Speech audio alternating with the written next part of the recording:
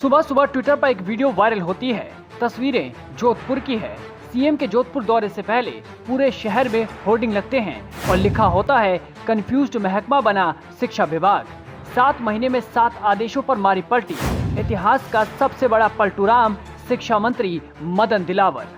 यह अनोखा विरोध इसलिए क्योंकि विभाग ने 7 महीने में 7 फैसलों को वापस ले लिया। तो वो कौन से फैसले हैं वो भी जान लीजिए, जिस पर कांग्रेस ने तक कह दिया कि शिक्षा मंत्री मदन दिलावर की बातों को सीरियस नहीं लेना चाहिए। तो पहले जानते हैं वो 7 आदेश जो वापस लिए गए। पहला, अंग्रेजी से हिंदी माध्यम।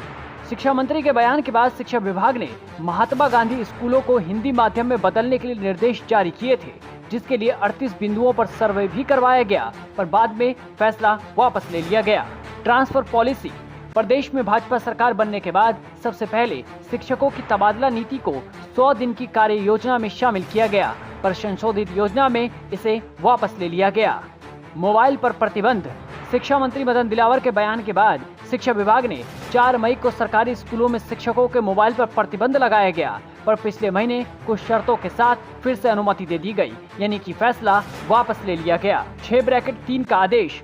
17 मई को विभाग ने पंचायती राज शिक्षकों की 6-3 कर उनके सेटअप परिवर्तन का कार्यक्रम तय किया गया। कुछ दिनों बाद इसे भी वापस ले लिया गया। प्रवेश की आयु। प्रवेशोत्सव से पहले नई शिक्षा नीति का हवाला देकर शिक्षा विभाग ने 6 साल के बच्चों का ही प्रवेश करने के आदेश जारी किए थे, पर सरकारी स्कूलों में नामांकन घटने व शिक्षकों के विरोध के बाद विभाग ने फैसला बदलते हुए आंगनवाड़ी के 5 साल के बच्चों के प्रवेश की भी छूट दे दी, यानी कि एक बार फिर से फैसला वापस ले लिया गया। दूध योजना बंद कर फिर से चालू की।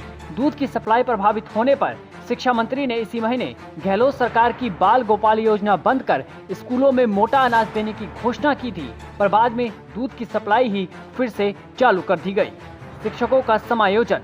प्रदेश की सरकारी स्कूलों में अधिशेष 67,000 शिक्षकों के समायोजन के लिए हाल में आदेश जारी कर 18 सितंबर से प्रक्रिया शुरू करने के निर्देश जारी किए गए थे, पर उस आदेश को भी अब वापस ले लिया गया। तो ये है वो 7 आदेश जो दिए तो गए लेकिन वापस ले लिए गए। इससे इतर अभी 2 आदेश तो अधर में लटके हुए हैं। पहला, वरिष्ठ शिक्षकों की पदोन्नति व दूसरा, कक्षा 6 से 12 व 9 से 12 की 186 सरकारी स्कूलों में नजदीकी प्राथमिक व उच्च प्राथमिक स्कूलों के एकीकरण। अब 9 महीने की सरकार में 9 फैसले भी अगर सरकार ठीक से न ले पाए तो सवाल उठना लाजमी है। इसलिए शिक्षा विभाग और शिक्षा मंत्री अब कांग्रेस के निशाने पर है।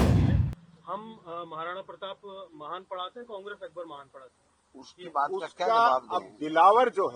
दिलावर जो है मैं पहला देख रहा हूँ आपको कि आप उसके बयान को सीरियसली ले रहे हो। न तो कोई दलित उसके बयान को सीरियसली ले रहा है और न कोई प्रदेश की जनता सीरियसली ले रही है। मैं पूछना चाहता हूँ, मीडिया के माध्यम से पूछना चाहता हूँ, शिक्षा मंत्री की 9 महीने की उपलब्धि बताइए कि 9 महीने के अंदर शिक्षा मंत्री ने क्या कहा है, बच्चों की एजुकेशन के लिए क्या कहा है।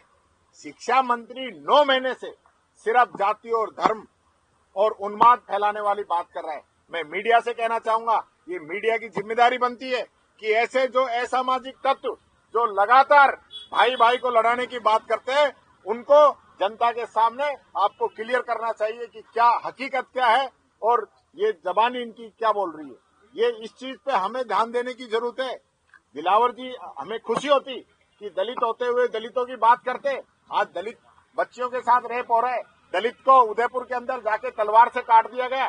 दलित को झुंझुनू के अंदर शराब माफियाओं के द्वारा पीट पीट के मार दिया गया। उस दिन दिलावर की जबान कहां चली गई थी? वो बोले, जनता की बात को बोले, दलित की बात को बोले। ऐसे काम चलने वाला नहीं है।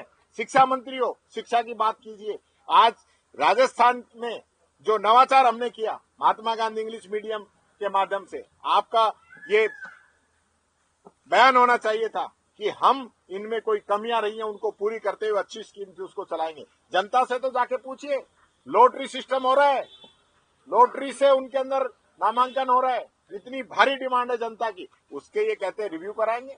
इसलिए मैं कहना चाहूंगा, दिलावर को कोई सीरियस भी नहीं लेता और आप भी नहीं ले तो ज्यादा बढ़िया। टीकाराम जूली ने पूछा कि मदन दिलावर अपनी उपलब्धियां बताएं। वहीं राजस्थान पंचायती राज एवं माध्यमिक शिक्षक संघ संघर्ष समिति के प्रदेश संयोजक शंभू सिंह मेड़ातिया का कहना है कि आज शिक्षा विभाग का हर कर्मचारी और अधिकारी पशुपेश की स्थिति में है। हम चाहते हैं कि मुख्यमंत्री शिक्षा मंत्री के कार्य का मूल्यांकन करे, उन्होंने कितने आदेश जारी किए और कितने आदेशों को वापस लिया गया, इसकी समीक्षा हो।